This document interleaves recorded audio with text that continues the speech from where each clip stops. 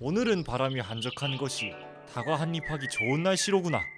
고종 황제께서 다과상을 들라 명하시니 모양 어여쁘고 맛도 좋은 쉬폰 케이크를 준비해 보았나이다.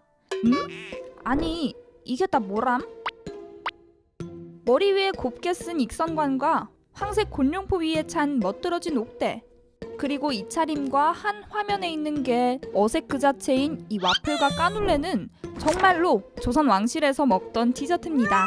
당시 궁중 요리를 위해 썼던 조리도구를 살펴보면 요즘 온갖 음식을 다 구워 먹기 위해 쓴다는 와플팬부터 부드럽고 말랑말랑한 푸딩, 말랑말랑하고 보기만 해도 너무 예쁜 과일 타르트, 파인애플 조각과 똑 닮은 쉬폰 케이크, 커피와 함께 먹으면 입안에서 천국이 퍼지는 까눌레 틀까지 있어요.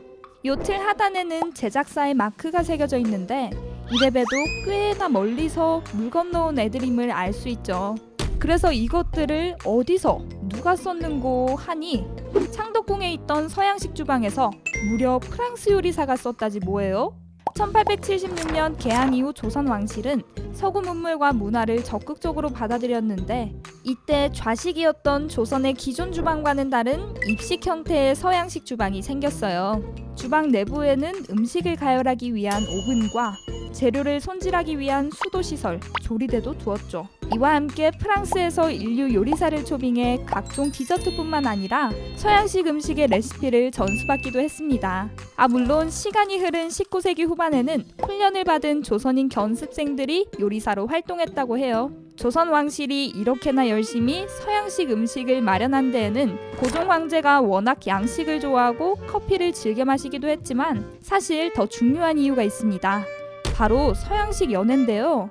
개항기에 조선에서는 서양 열강들하고 동등하게 외교를 진행해야 됐기 때문에 서양 열강의 외교 목표라든지 현재 돌아가는 정세 혹은 전쟁이라든지 이들과 이제 소통하기 위해서는 서양식 연애가 매우 중요해진 거죠. 조선이 개항한 이후 우리나라를 방문하는 각국의 외교관의 수가 점점 늘어났고 조선 왕실은 이들과 돈독한 관계를 맺어 국제 정세에서 조선 입지를 지키려 했습니다. 이 과정에서 국제적인 대화의 장이었던 서양식 연회가 매우 중요해졌다는 거죠. 자연스레 외교 사절들을 대접하기 위한 음식에도 굉장히 신경을 썼다고 해요. 대한제국 황실 전례관이었던 엠마 크레벨의 자서전을 살펴보면 이 황실 만찬에서 굴, 캐비어, 바닷가재가 제공되었고 유럽 제후국의 궁전에 초대받은 것 같다는 느낌이 들 정도였다고.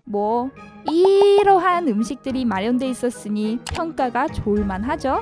상위를 수놓았던 다소 색다른 메뉴 구성뿐만 아니라 자리 배치 또한 남달랐대요. 참석자별로 자리와 상이 따로 분리되어 있고 성별을 엄격하게 구분했던 전통 연양과 달리 서양식 연회에서는 하나의 식탁을 사용하고 남녀가 함께 자리하는 경우가 많았다고 합니다. 당시 서양식 연회 풍경은 현재 국립고궁박물관에서 어렴풋이나마 엿볼 수 있는데요. 여기는 연회, 여기는 주방.